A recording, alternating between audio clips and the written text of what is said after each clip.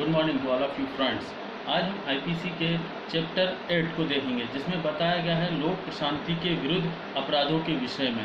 जो होता है offence against the public tranquillity, जो प्रशांति होती है, लोगों के बीच में जो शांति भंग होती है, उन अपराधों के विषय में, उनके दंड के विषय में, किस प्रकार के अपराध होते हैं, उनके विषय में हम आज बात करेंगे। तो सबसे पहले हम देखते हैं सेक्शन 141। इसमें बताया गया विधि विरुद्ध जमाव, अनलॉफुल असेंबली। तो जो कोई भी व्यक्ति हो गए और उन व्यक्तियों में संख्या होनी चाहिए कम से कम 5। तो हम कह सकते हैं 5 या अधिक व्यक्ति मिलकर कोई विधि विरुद्ध जमाव करते हैं, मतलब इकट्ठा होते हैं, तो उन व्यक्तियों को क्या कहा जाएगा? विधि विरुद्ध जमाव। तो इसे हम क्या कहते हैं? विधि विरुद्ध जमाव के अंतर्गत मानते हैं। अब यह अगर विधि विरुद्ध जमाव कुछ कार्य करता है, और कार्य कैसा हो? आपराधिक प्रवृत्ति का, जिसमें आपराधिक प्रवृत्ति आती हो, तो उसके फिर वो क्या हो जाएगा? विधि विरुद्ध जमाव विधि के विरुद्ध माना जाएगा। तो विधि के विरुद्ध माने जाने के लिए इसके कुछ पॉइंट्स हैं।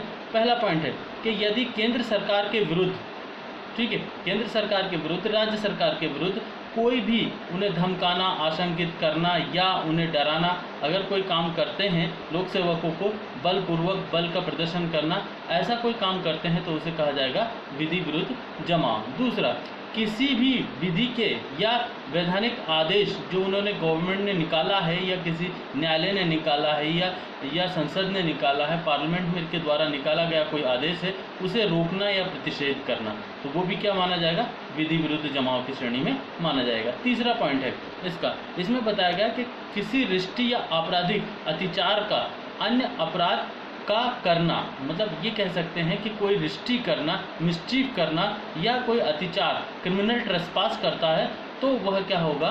विधि विरुद्ध जमाव के अंतर्गत माना जाएगा। हमने पहले ही इसमें बात की है कि विधि विरुद्ध जमाव के लिए कम से कम 5 सदस्यों का होना आवश्यक है।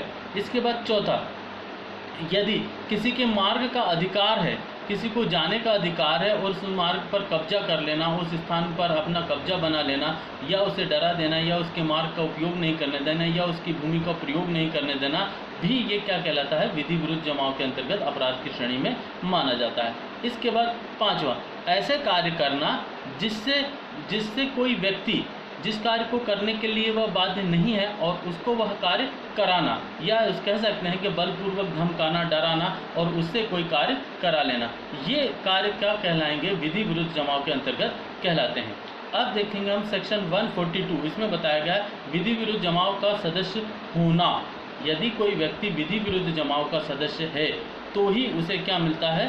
दंड इसमें माना जाता है। तो अगर वो जानते हुए और समझते हुए उसमें बना रहता है, तो उसे क्या कहता है? विधि विरुद्ध जमाव होने का सदस्य माना जाता है। सेक्शन 143 में बताया गया है दंड, पनिशमेंट। यदि कोई व्यक्ति विधि विरुद्ध जमाव का सदस्य है और उसमें जानते हुए बना रहता है, तो उसे कारावास की अवधि दी जाएगी, 6 माह का कारावास या जुर्माना, या दोनों, 6 मंथ इम्प्रिजमेंट और फाइन और बोझ, ये दोनों उसमें दंडित किए जाएंगे। सेक्शन 144 इसमें बताया घातक आयुध से सज्जित होकर विधि विरुद्ध जमाव में सम्मिलित होना।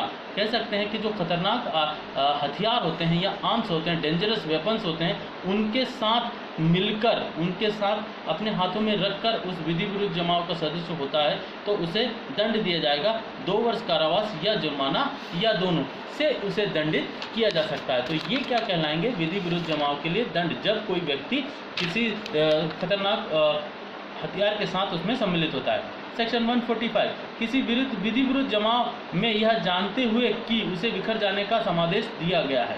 कह सकते हैं कि किसी विधि विरुद्ध जमाव को शासन ने या न्यायालय ने यह आदेश पारित किया है कि उसे खंडित किया जाए या उसे डिस्ट्रॉय किया जाए, फिर भी उसमें व्यक्ति जानकर बना रहता है, तो उसमें दंड होगा 2 वर्ष कारावास या जुर्माना, या दोनों।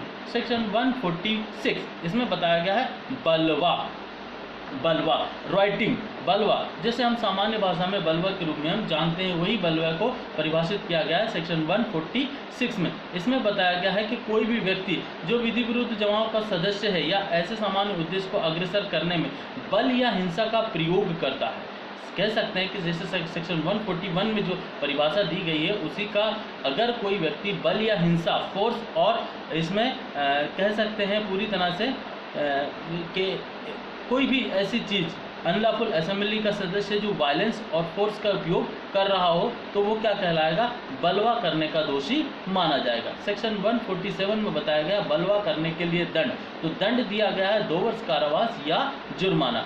फिर सेक्शन 148 में बताया गया घातक आयुध से सज्जित होकर बलवा करना।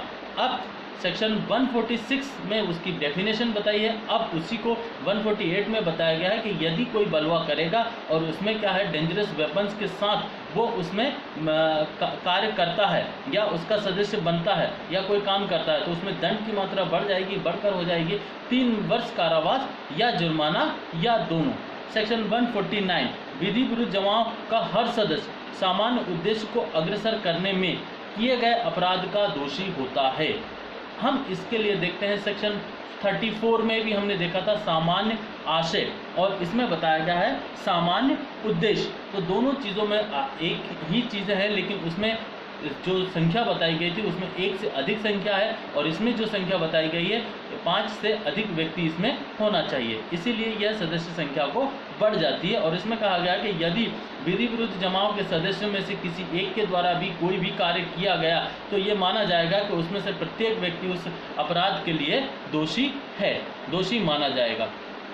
अब सेक्शन 150 विधि विरुद्ध जमाव में सम्मिलित करने के लिए व्यक्तियों को भाड़े पर लेना या भाड़े पर लेने की प्रति मनोनुकूलता बरतना या देना। अब ये क्या होता है कि जब कोई व्यक्ति विधि विरुद्ध जमाव में किसी व्यक्ति को खरीद कर लाता है या अपने को तैयार करता है कि मैं विधि विरुद्ध जमाव में खरीदने के लिए तत्पर हूँ, मुझे कोई आकर खरीदे, इस प्रकार का कोई काम करता है तो उसे वो माना जाएगा कि उसने इस प्रकार की सहमति दी है। अब यदि वह ऐसा करता है तो वो भी क्या माना जाएगा, दंडनीय अपराध के रूप में माना जाता है। सेक्शन 151 5 या अधिक व्यक्तियों के जमाव को बिखर जाने का समादेश दिए जाने के पश्चात उसमें जानते हुए सम्मिलित होना या बने रहना। अब कोई व्यक्ति ने जब कहा गया कि 5 से अधिक व्यक्तियों का क्या है विधि विरुद्ध जमाव है और उसमें व्यक्ति बना रहता है या उसे बिखर जाने का समादेश ऑर्डर पास कर दिया है गवर्नमेंट के द्वारा या न्यायालय द्वारा, फिर भी वह उसमें बना रहता है तो उसमें दंड दिया जाएगा 6 माह का कारावास या जुर्माना या दोनों से उसे दंडित किया जाएगा। सेक्शन 152 लोक सेवक जब बलवा आदि को दबा रहा हो, लोक सेवक जब बलवा आदि को दबा रहा हो तब उस पर हमला करना या उसे बाधित करना। कह सकते हैं कि कोई भी व्यक्ति जो लोक सेवक है वो क्या करता हो, बलवे को दबाने का प्रयास कर रहा हो या उसको कम करने का प्रयास कर रहा हो, तब उस पर हमला या जमाव पर हमला करना, तब उसे दंड दिया जाएगा 3 वर्ष कारावास या जुर्माना या दोनों। फिर सेक्शन 153 बलवा करने के आशय से स्वतंत्रता से प्रकोपन देना, यदि बलवा किया जाए यदि बलवा ना किया जाए। इसमें 2 कंडीशन हैं। 2 कंडीशन क्या है कि बलवा करने के आशय से किसी को प्रोवोकेशन देना विथ इंटेंशन, और यदि उस इंटेंशन में वह कार्य कर दिया जाता है तो दंड क्या होगा, और यदि वह इंटेंशन में कार्य नहीं करता है तो दंड क्या होगा। इन दोनों के बारे में इसमें बताया गया है। तो प्रकोपन तो हम समझते हैं, प्रकोपन यदि किसी व्यक्ति को कुछ बोलकर, लिखकर या उसे कुछ दिखाकर या ऐसे शब्दों का उपयोग करके जिससे वह प्रकोपित हो जाता है, प्रोवोकेशन में आ जाता है उसे, और वो किया गया कार्य कैसा हो, विथ इंटेंशन, तब कोई व्यक्ति क्या करे, बलवा कराने के उद्देश्य से ऐसा काम करता है। यदि बलवा कर दिया जाए तो दंड होगा, वह दंड जाएगा 1 वर्ष का कारावास या जुर्माना या दोनों। यदि बलवा ना किया जाए और व्यक्ति को सिर्फ प्रकोपित किया जाए तो उसमें दंड होगा 6 माह कारावास या जुर्माना या दोनों से दंडित किया जाएगा। सेक्शन 153A इसमें बताया गया है, ये सेक्शन को इसमें ऐड किया गया है। अब इस सेक्शन में बताया गया धर्म, मूलवंश, जन्म स्थान, निवास स्थान, धर्म, मूलवंश, जन्म स्थान, निवास स्थान, भाषा इत्यादि के आधारों पर विभिन्न समूहों के बीच शत्रुता या संप्रवर्तन और सौहार्द बने रहने पर प्रतिकूल प्रभाव डालने वाले कार्य करना। कह सकते हैं कि जो धर्म से संबंधित हो, मूल वंश से संबंधित हो, जन्म स्थान से संबंधित हो या निवास स्थान, भाषा आदि इन आधारों से संबंधित है, उन पर यदि कोई प्रभाव डालने वाला कोई कार्य करता है तो वह दंडित किया जाएगा।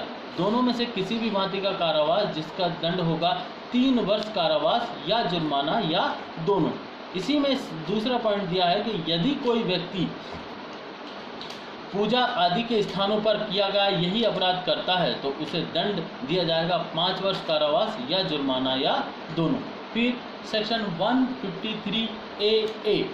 अब इसमें बताया गया है किसी जुलूस में जानते हुए आयुध लेकर जाना या संगठित करना या जमा करना या किसी अभ्यासिक समूह में भाग लेना या आयुधों दंड प्रक्रिया संहिता के अंतर्गत आता हो या समूह में प्रशिक्षण लेने के लिए दंड इसमें बताया गया है।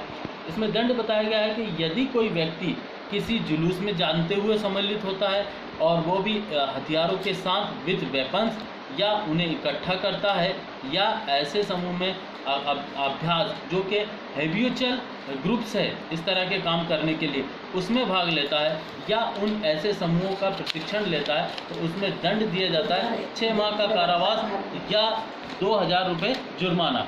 6 माह का कारावास या 2000 रुपये जुर्माना इसमें सम्मिलित किया गया। फिर सेक्शन 153A(b) राष्ट्रीय अखंडता पर प्रतिकूल प्रभाव डालने वाले लाछन प्रख्यान।